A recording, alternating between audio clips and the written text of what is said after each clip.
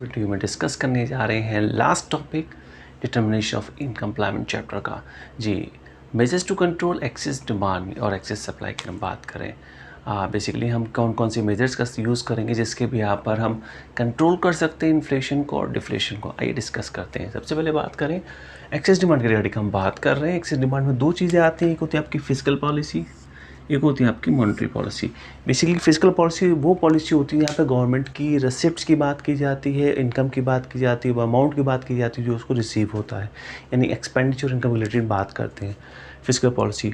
अब बात आती है गवर्नमेंट की, गवर्नमेंट के पास जो रेवेन्यू वो जनरेट कैसे होती है, पैसा कैसे आता है। सबसे पहले बात करें टैक्सेस के थ्रू जनरेट करती है गवर्नमेंट।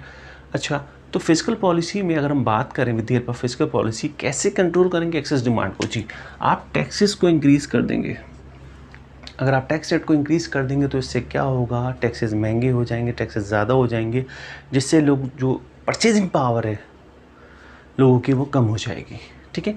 फिर तो गवर्नमेंट स्पेंडिंग को आप रिड्यूस कर देंगे। गवर्नमेंट स्पेंडिंग को रिड्यूस करने से क्या होगा कि जब गवर्नमेंट एक्सपेंडिचर कम करेगी, फ्लाईओवर, स्कूल, कॉलेज, हॉस्पिटल ये सब कम बनाएगी, इस कंडीशन में उन लोगों को जो कि एम्प्लॉइज़ हैं सैलरी नहीं मिलेगी, काम नहीं मिलेगा, पैसा नहीं मिलेगा, पैसा ही नहीं मिलेगा तो मार्केट में एक्सेस डिमांड नहीं करेंगे, क्योंकि पैसा बर्दाश्त नहीं होता इंसान से। इस वजह से जब उसके पास पैसा आता है तो मार्केट में आके एक्सेस डिमांड करता है।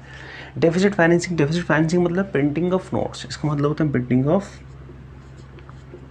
नोट्स।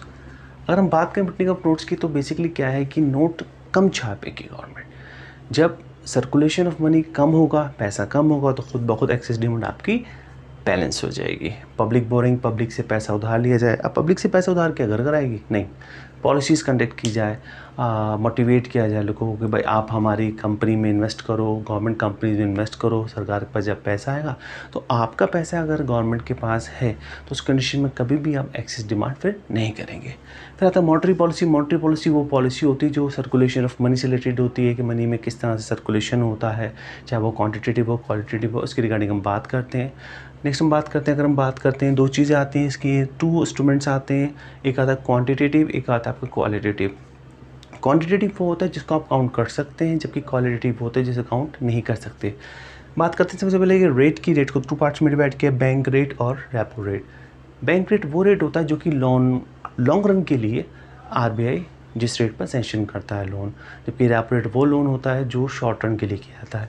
तो याद रखेंगे आप इसको इंक्रीज़ कर देंगे दोनों को।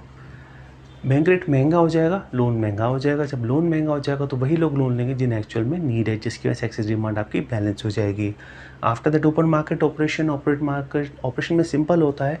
गवर्नमेंट यानी अगर बात करें सिक्योरिटीज़ को सेल करती है, सेल एंड परचेस करती है with the help of RBI.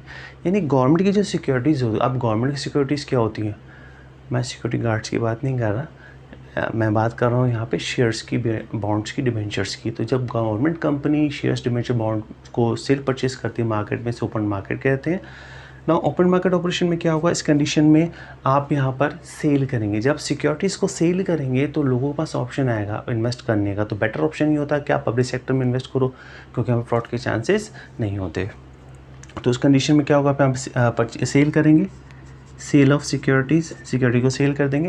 Next आप बता दें लीगल रिक्वायरमेंट रेशियो। अगर हमसे बात करें दो चीज़ें आती हैं, CRR और SLR, यानी कैश रिजर्व रेशियो।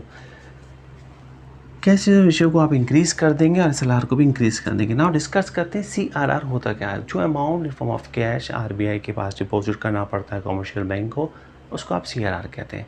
और SLR का मतलब होता है जो अमाउंट या कुछ सिक्योरिटीज़ आप कमर्शियल बैंक खुद अपने पास रखता है तो उसे हम SLR कहते हैं। इन दोनों के बढ़ जाने से भी लोन पर इफेक्ट पड़ता है। अच्छा, अब अगर हम बात करें यहाँ पर क्वालिटेटिव में आता है मार्जिन रिक्वायरमेंट्स। मार्जिन रिक्वायरमेंट्स मतलब क्या होता है कि जितना आप लोन दे रहे हैं, फॉर एग्जाम्पल के तो समझाता हूँ मार्जिन रिक्वायरमेंट को। 10,000 रुपये का आपको लोन देना है, आपने 20% अपने पास रखा, बाकी आपने लोन रख दिया। तो जो आप रिक्वायरमेंट अपने पास रख रहे हैं, यानी जो आपने 20% या 2,000 अपने पास रखा, आपकी मार्जिन रिक्वायरमेंट है। तो मार्जिन रिक्वायरमेंट्स को भी आप इंक्रीज़ कर देंगे। जब आप अपने पास एज अ कमर्शियल बैंक पैसा ज़्यादा रखेंगे तो आप लोन कम सेशन करेंगे। After that discourage landing.